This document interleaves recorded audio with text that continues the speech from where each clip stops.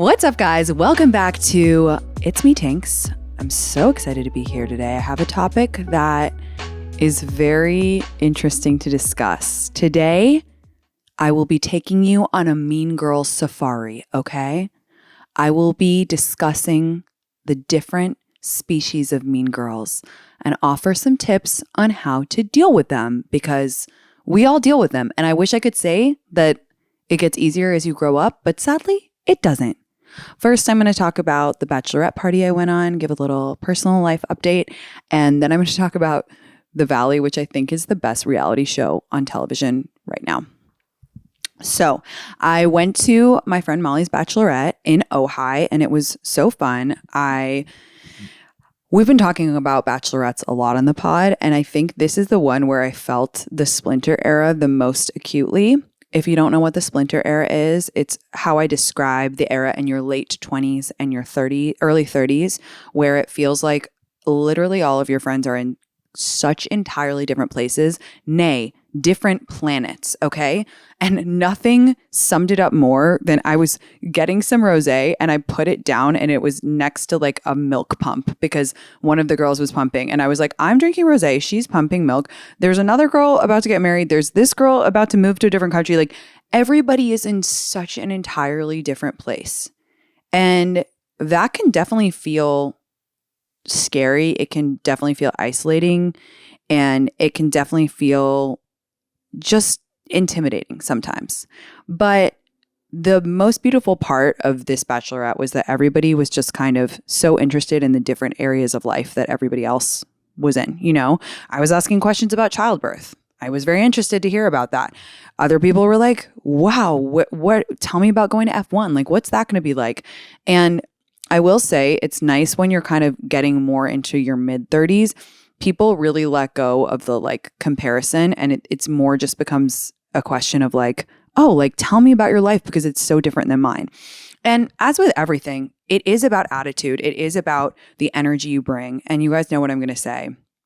You have to be happy for your friends. Like more than anything in the world, the most important thing to do in the Splinter era is to celebrate your friends' wins, celebrate their accomplishments and everything good that happens to them. Feel that joy in your bones as well. And look, you guys, I'm single. Like I understand. I know that you're probably thinking if you are single out there and you're thinking, Tinx, it's really hard to be the only single girl on a Bachelorette. And you're absolutely right. It's really hard. It's really hard. It is. It can feel very isolating and sad and overwhelming, but two things can be true at the same time. You can be feeling some type of way about being single. You can be feeling lonely and, unsure about your future and all of those things, which we can talk about another time. But you can also still feel immense joy for your friend who is getting married. And I think that that's really important to talk about and it's really important to get out there. So anyway, that's what I was thinking about this weekend because it was just everyone was in such different places. I'm about to go on another Bachelorette because I'm Katherine Heigl in 27 Dresses. But it's just like you have to go into it with the right attitude. Otherwise, you can get overwhelmed and you can feel like, whoa, this is overwhelming. So I could talk about Bachelorettes all day. You could talk about Bachelorettes all day, as we do on the show so much of the time. But I just want to reiterate, you have to feel your friends' joy and love in your hearts. Okay. Having said that, if you are feeling kind of weird about being single and you're like, oh, I wish I was married, I have a show for you, okay? This show is called The Valley. Have you heard of this show? It's on Bravo. And when I first saw the trailer, I was like, I don't know about this. I don't know about this show. I don't know if I have any room in my heart for another Bravo show because I love all of them so deeply. I was like, oh, God, I don't know. They're bringing back Jax. They're bringing back Kristen. Will we be into a show that's about, these reality stars that have been on TV for so long and now they're in this like new phase of life? Boy, was I wrong. Boy, was I wrong. Also, you guys, if you're listening to this, I keep wanting to swear, but as you know, I'm a YouTube girly now, so I'm doing my best to censor myself, but it's so hard because if you're a regular pod listener, you know that every other word is usually a swear word, and that's how I like to talk. I have absolutely no qualms about my potty mouth, but I'm trying to be good for the YT. Okay. Anyway, I digress. So The Valley. It's literally an incredible work of art. It's giving early seasons of Vanderpump because, and I say this with love, none of them care how they come across on TV. Literally none of them care. They are screaming at each other. They are airing all of their dirty laundry. That's the most insane part to me, is like they are, and like I give them props for being vulnerable. This is really hard to do, especially in today's day and age where you get attacked for everything, and the internet is so cruel. They are literally putting it all on the line. They are talking about how tough marriage is. They are being open about, their problems in the bedroom, their lack of sex life. They're fighting with their spouse on national television. They are really letting it all hang out. And I love them for it. It is a show. There's no other reality TV out there that is as real as this. My problem lately with reality TV is that it just feels overproduced and fake, and you just don't get that real rawness. But leave it to Jax and Kristen Doty to bring back the realness. I mean, those two deserve places in the Hall of Fame of reality TV. Regardless of what you think of them personally, morally, they are chef's kiss reality television. It's really hard to find someone that you relate to on this show because they're all so rude to each other and so mean to each other. I definitely feel for the women on the show because they're really struggling in the marriages. They're really struggling in the marriages a lot. Nia, who was Miss World, she's really open about her struggles with postpartum, which is really intense. And I credit her for being so open because it's, that's obviously super. Okay. And Nia, she's literally so beautiful. It's insane. So she and Danny seem to be like the happiest of the couples, I would say. But obviously I say that on one side of my mouth, and then the other side, I just said like, she's obviously struggling with really awful like postpartum. So, I hope she's better, and it's cool that she's talking about it on the show. Then you have Jax and Brittany, and the fact that we've watched this couple from inception on Vanderpump to now with them having a kid and them like going to a sex therapist is so insane. And like who else does it but Bravo? Who else brings us that arc? Okay. I mean, I really feel for Brittany. She has, I think, grown up so much as a person, and she's dealing with a lot, and to deal with Jax is, it's just a lot. And she's super open about, saying, oh my gosh, I don't think Jax, that really broke my heart in the part when she was like, I don't know if Jax finds me sexy anymore. And I literally almost started crying when she said, I don't know if he likes my body anymore after I had a baby. And I was like about to scream at the TV. I was like, you had a baby. Like, you gave birth to another human. Like, it's just so heartbreaking to see him make her feel that way. And I think they're broken up now. As of now, they seem to be split up. So it's actually kind of crazy. It's always kind of Shakespearean when you know in real life that the couple is already broken up, and then you're watching the season of television where you know that it all goes down. That's literally a Shakespearean tragedy, is when you know what happens at the beginning and then, it all goes down. And then you have Jesse and Michelle, also broken up now. That's tough. Their marriage, definitely rocky. Anyway, it's literally the best show. I could talk about it forever.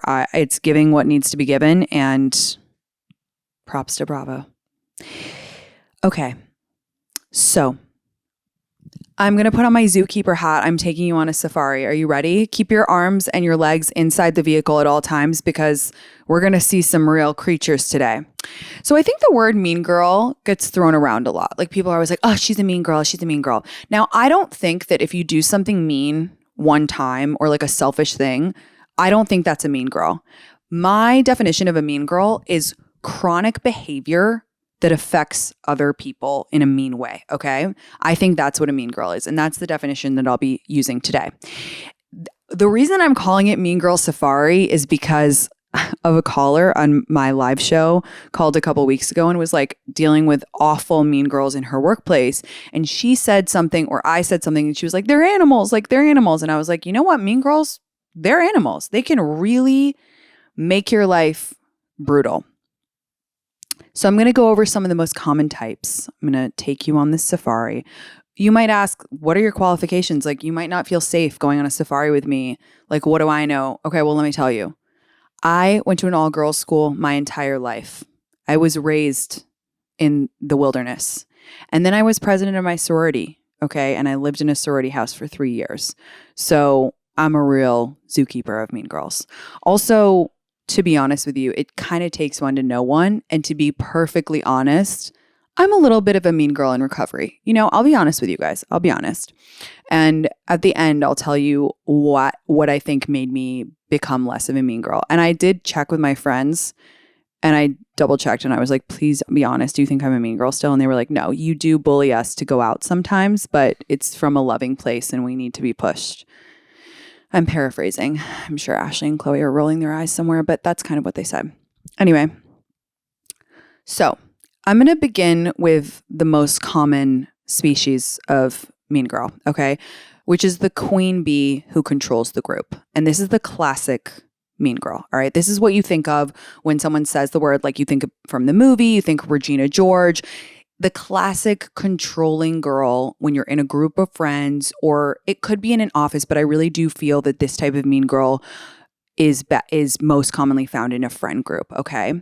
And I will say, unlike the other species we're going to see on this safari, this type of mean girl it does get less common as you get older. I think because, sadly, friend groups don't stay as big when you become older, when you're in your 30s and your 40s. Yeah, of course, people still have friend groups, but you're not spending like every waking moment with your friend group. You're not, if you're a mom, you're not on your group chats every 3 seconds like you are when you're in high school. So I do feel that this is the most common type of mean girl, but it also gets less and less as you get older. Like I would say in high school and in college is where you most find this type. So she's very easy to spot because she's the queen bee. Everybody knows her. And some things that she might do are control the group with being bitchy. She might play other people in the group off against each other. That's so common, we see this in the movie, like it's a great example. But, say you're in a group of friends and there's a queen bee and one day she's bitching about another girl to you. And then you find out that she was bitching about the other girl, vice versa. And by doing this, she keeps her power because she's playing everybody else off against each other and nobody's looking at her. And meanwhile, everybody comes to her for updates, for advice, for all this stuff. That's how she controls the group, is through manipulation. Also, sometimes this type of mean girl, she controls the group with money. So I don't know if you guys have ever known someone or had a person in your life where they're very rich, and to be blunt, you're like, if you weren't rich, you wouldn't have any friends. But like they're controlling the group with money. So, it's always going to their house because they have the biggest house, or they can buy the best alcohol or snacks or whatever it may be. This is just like could be another symptom of this type of mean girl. By the way, I forgot to say at the end, I'm going to give you some advice on how to deal with mean girls because obviously this would be pointless if I didn't. So, another way that this type of mean girl operates is hot and cold with you, okay? So, maybe one day you come in and you're her best friend, you're obsessed with her. She's like, come sit by me. Like, oh my God, will you be my partner in class? Like, will you sit on the bus with me? Oh, let's be like roommates on this trip, blah, blah, blah. And then you're like, oh my God, like she likes me so much. Like I'm so important. I'm so loved. And then the next day, boom, she won't look at you. She won't even acknowledge your presence. And you're like, what happened? We have literal friendship bracelets. Where did you go? So she's playing everyone off against each other. Terrible and awful, stressful, the worst. Okay, please look to your right. The next type of mean girl that we're going to look at is the condescending mean girl. Now, this type of mean girl is commonly found at work, and this reminds me of the call that we had a couple of weeks ago that inspired this episode. She said that the girls at her work were so condescending to her, and they had only been at the job a little bit longer than her. It's not like they're so much older than her, so much more, experienced in the job. They were just so condescending. Okay.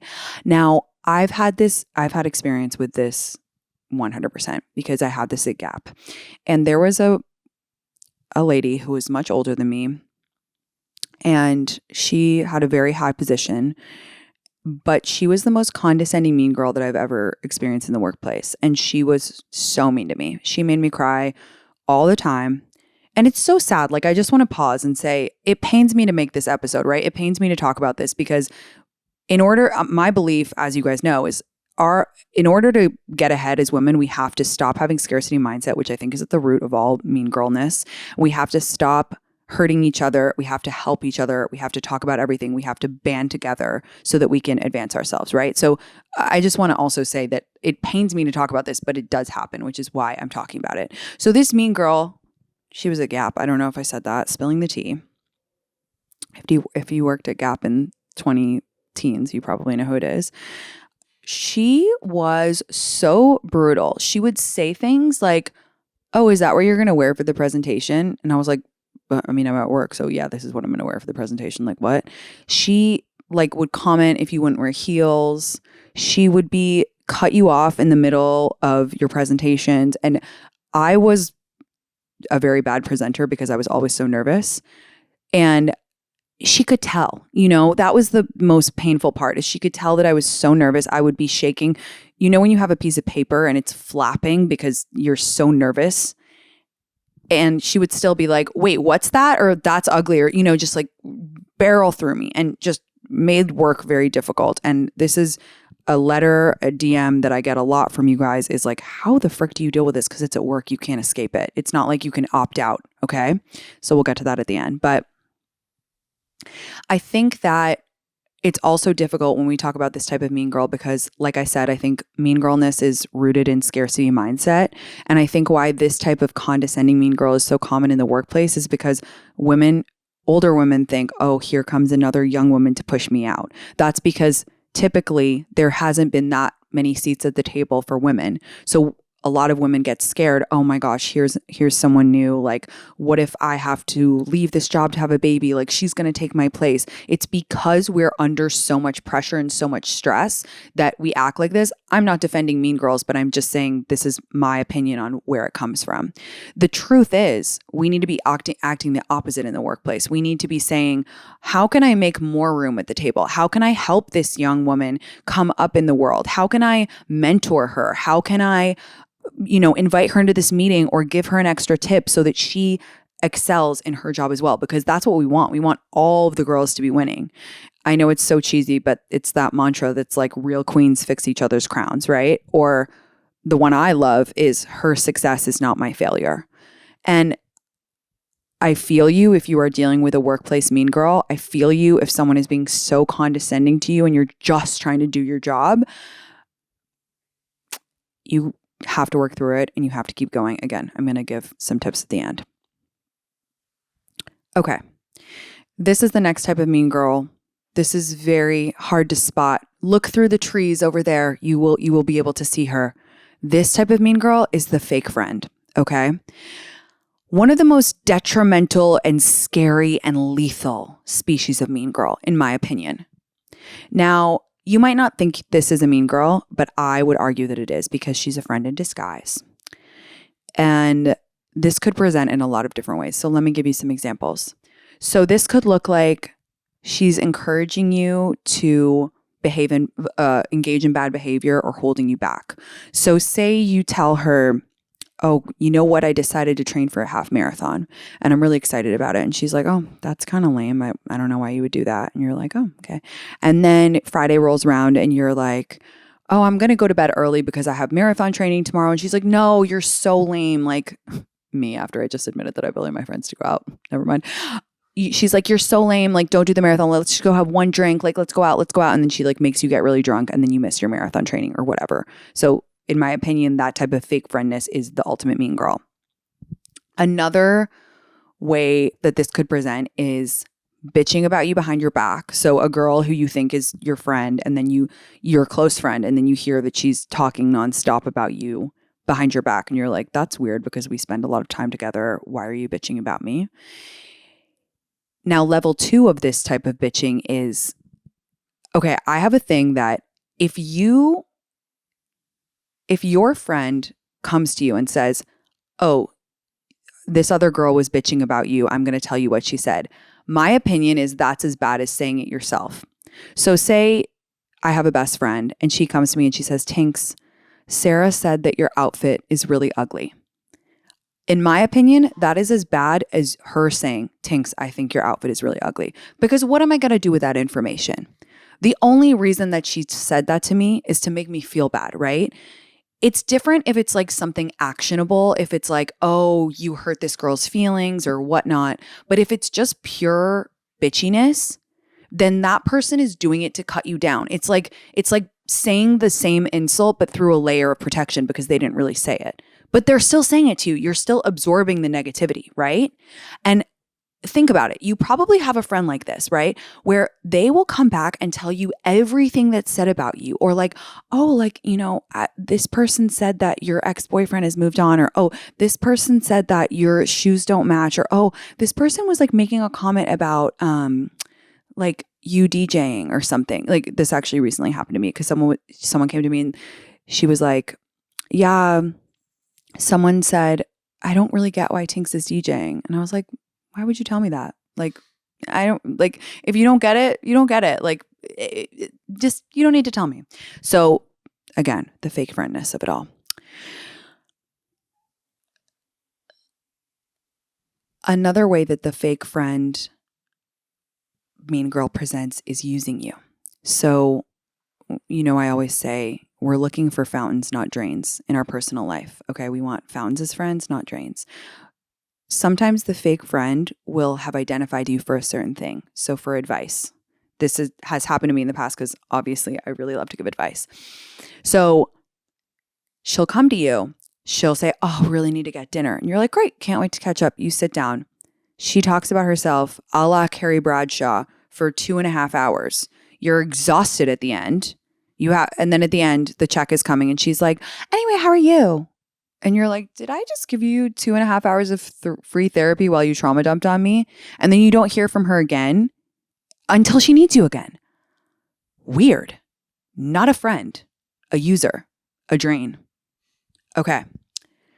The last type of mean girl that I'm going to discuss is the most elusive type of mean girl.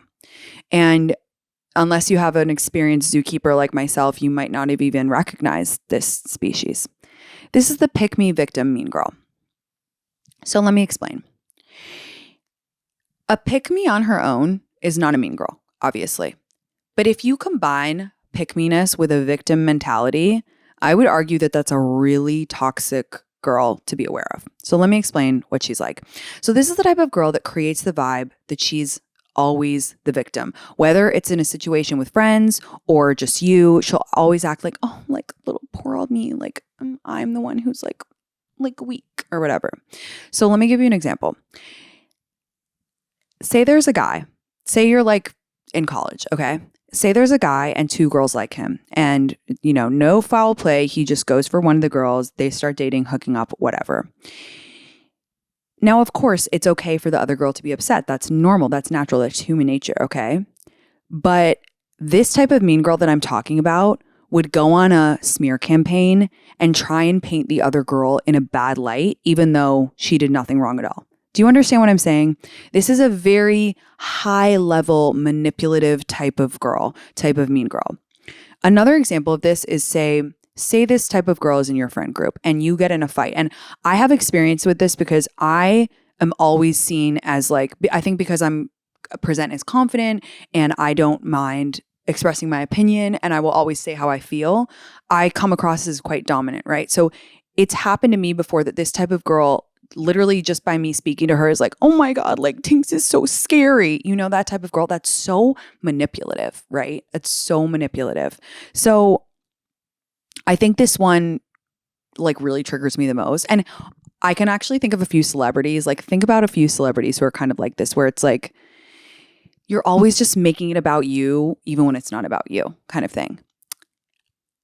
This one really, it gets to me because it's a slow burn mean girl where she'll just do a campaign on you by being like, oh, she is so scary, or oh, she took this guy, and it's she didn't do anything. You need to be careful with the words that you speak because they matter, and the way that we speak about other women that we know, it really adds up, okay? It really, really adds up. So beware. Okay, so what can you do about mean girls? So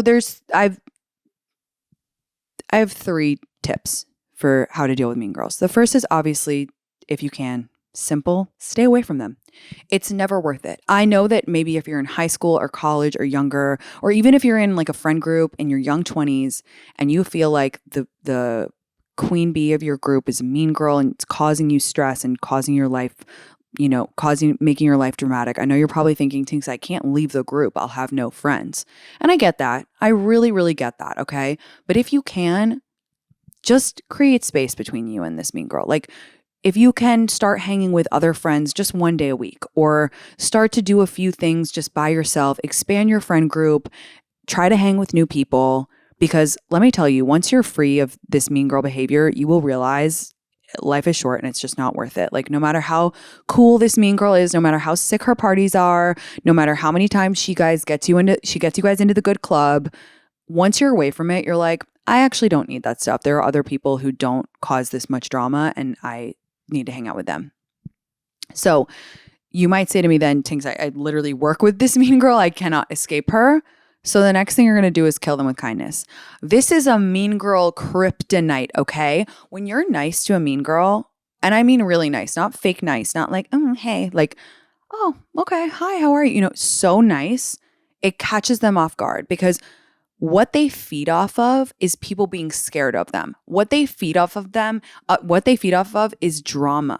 So when you don't engage, when you're literally just like chill, even keeled, if she starts bitching about someone, you walk away or you don't say anything, that really unnerves a mean girl. Okay. So try that. Now, sometimes that doesn't work either. Okay. Sometimes last resort, you need to give them a taste of their own medicine. Sometimes you can't escape them, and sometimes you try killing them with kindness and it doesn't work. So here's what you're going to do. You are going to look these mean girls and whoever you're dealing with in the eye and let them know that you have their number. Because again, I think that's very unnerving to mean girls because they don't like it when someone's like, no, I see what you're doing. Like, I see what you're doing. I had another call, I want to say like 3 months ago. And this girl called, she was in a very large friend group. And this one girl in the group was making her life hell on earth. She was constantly leaving her out of group text with all the rest of the group. She would call her out for being late. This girl was one time late to dinner and the girl was like, didn't have a chair for her, didn't save her a chair and refused to make a space for her at a group dinner that she was invited to. And this girl was at her wit's end. She said to me, Tinx, like, I don't know what to do because I'm going to lose all my friends if I leave this group. What should I do? I've tried to talk to her. And I said, you need to call her out. So the next time she does something so mean, like, for example, leaves everybody on a group text apart from you, puts everyone on a group text apart from you, text her and say, why did you leave me off the group chat? Or the next time you arrive to a dinner and she didn't make a space for you, doesn't have a chair for you, say in front of everybody, I don't see a chair for myself. Why is there no chair for me? Did you take it away? And just not in a dramatic way, not in a way like you're about to draw swords and fight, but in a way that you're like, I fully see what you're doing. I fully see that you're trying to leave me out. I fully see you're trying to isolate me. And I'm going to have you explain it in plain words in front of the rest of the group and embarrass them. Because at the end of the day, acting like a mean girl is embarrassing. It's clown behavior. It's so immature. And guess what? It always stems from insecurity. Again, takes one to know one. When I was a mean girl, when I did a little dabbled in mean girlness, it was because I hated my own guts. I hated myself, hated my body, thought I wasn't cool, blah, blah, blah. So what did I do? Pick at other people. Tale as old as time. And sometimes when someone calls you out and just looks at you and is like, yo, why are you doing that? You're like, but why am I doing this? Oh, I need to do some work on myself. Okay, it's time for AMA now. I have 2 emails. Don't forget that if you ever want to email me a question for AMA, it can be anything. We love the silly ones. It's me, Tinx, at SiriusXM.com. Oh, I know why Steve picked this one. Okay, Brandy, 26. Tinx, I'm dealing with some serious pick-me girl energy. My boyfriend's work friends are all women, and one in particular checks all the traditional boxes of a pick-me. I will meet up with him and his coworkers for drinks, and it's full-on inside jokes between her and my boyfriend wearing clothes and commenting, oh, I know you like this because blue is your favorite color. And the topper, she just so happens to love sports. They always do. But don't worry, the ones my boyfriend loves the most and constantly talks about the game in front of us, knowing only he would care. I swear she just Googles sports 5 minutes before entering the bar. By the way, I used to do that in college. I used to literally Google like sport facts, and I used to go into my like hang out with guys, and I used to be like, hey, how's that shot from the basketball game? Like, anyway, I digress. I used to be a Pikme too. I'm a mess. I get the feeling she likes him, but is it possible she just craves the attention, or maybe she just feels competitive? I don't know what to do. Can you talk a little bit about the toxic Pikme girl and how you would have gone about handling them? So, a Pikme girl is not a mean girl, as I explained earlier in this episode, but they're very destructive and annoying to be around. And for those of you who don't know what a Pikme girl is, a Pikme is like exactly as our friend described in this letter. It's a girl who just like wants to show that she's different from every other girl. So she's like, oh my God, I just love sports. Oh my God, I can't believe you eat salad. Like, I just only eat pizza and burgers. Or like, I don't really have, this is the classic Pikme line. I don't really have that many girlfriends. I don't know why. They just don't like me. I just feel more comfortable with guys. Now listen, all those things might be true. Before I hear the banana brigade saying, Tinx, I really do like sports. Fine. Love that for you. Amazing. It's about the way that you are explaining and describing yourself, because a Pikme girl wants to be noticed. She wants a guy to go, oh, whoa, you're so special and different. Like, let me just date you really quick. Okay. So anyway, that's what a Pikme is.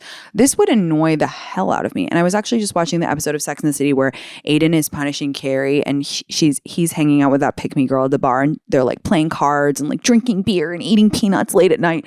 And it's annoying. And this girl's a Pikme. So how would I deal with this situation? First of all, I would talk to my boyfriend and I'd be like, look, I'm glad you have friends at work, but this girl is really irritating to me, and I just want you to know that she makes me kind of uncomfortable.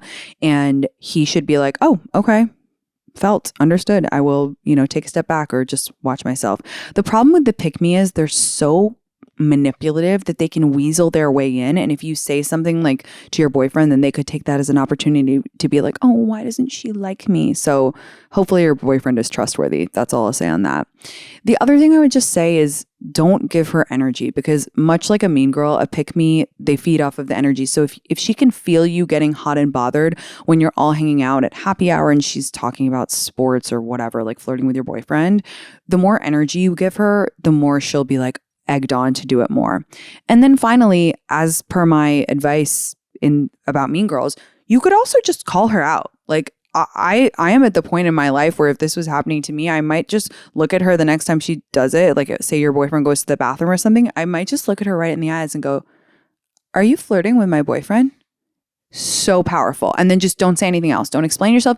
Look at her right in the eyes and go, are you flirting with my boyfriend? So fire. I would do that. Sometimes you got to call them out. Okay. Low 29. For callback fun, might as well do some character building for you guys for me, lol. I'm the goal of sex in 50 states with boyfriend, now fiance girl from AMA, if you remember by chance. I do. So this couple is trying to have sex in all 50 states. I guess they're engaged now. Congrats, guys. I'm getting married in 2 weeks, but shockingly don't have a wedding question for you. My fiance works in the travel business and occasionally well, that's good since your guys probably need a lot of air miles to do your goal of having sex in all 50 states. He always has to go on work trips. Since he is in the business, they are always staying at 5-star hotels, 5-star resorts, eating at amazing places, and I find myself always having moments of FOMO and jealousy. I work in healthcare, which I'm so blessed to have a passion for and being able to help my patients, but it certainly doesn't come with many luxury perks, so my brain knows that I will never get any opportunity like that. I'm trying to work through these selfish feelings and be happy someone I love gets more fun in their life so that I don't end up resenting him in 10 years when I'm home with the kids and he's at the beach in Malibu for 3 days. Damn, that started off so lighthearted but ended really deep. And I think that you raise a really interesting point, and I'm really proud of you for being self-aware, because I feel like a lot of people, when they're about to enter marriage, a la the Valley actually, don't think about the future at all. They just go into it. They're like, oh my God, this is great. Like, love you so much. The truth is, my opinion is marriage needs a lot more than love, okay? It needs a mutual understanding of the world and an agreement upon a lot of things, because when you enter into a life with someone, a balance naturally occurs and you have to be okay with that balance. First of all, I also want to say that the fact that you work in healthcare is incredible. Thank you. We love you. You're so selfless. I can't believe you called yourself those thoughts selfish, because you're obviously a selfless person working in healthcare. I think it's really important that you talk to your fiance about this and explain these feelings that you're having. I think it is completely normal. You know, you have a very stressful job and it's great that you love it, but still it doesn't come with the perks of going to beaches and whatever. And I think especially before you guys have kids, you need to get on the same page about how you are going to be made to feel good in your relationship, how you are going to be able to feel luxury in your life, because that's important to you. If you care about it, it's important to you, you deserve it. So you need to say like, hey, we need to have 3 vacations a year where I don't do any of the work planning, you plan it, and I just get to relax. Or, you know, babe, like once a month, I need to have a spa day. Like we need to budget that in because it's important for me to relax and feel luxury in that way. Or it's really important to me that you take me out to a fancy dinner like once every 2 weeks. It's smart to plan that stuff. I know that scheduling and rules and, you know, getting on schedules is not sexy, but in my opinion, it literally saves relationships because it's about safeguarding what's important to you. And if it's important to you, it's important to your fiance. So you have to speak now and really make sure you build it into the foundation of your marriage so that you never feel resentful. I think it's so wise to think about that. I really wish more people as they enter into marriage would think about, you know, what am I going to be resentful of? What can I do now to make sure that I'm not pissed off at my future spouse in our life? So congratulations. I'm so excited that you're getting married. I wonder if you have banged in all 50 states yet. I hope so. I wonder how Alaska was. Anyway, thank you so much for watching. It's me, Tinx. I hope you enjoyed this Mean Girl Safari. Don't forget to like and subscribe so you never miss a thing. And comment. I would love to hear if I missed any Mean Girl species that you've encountered that I haven't. I'm always keen to learn more. Until next time, bye.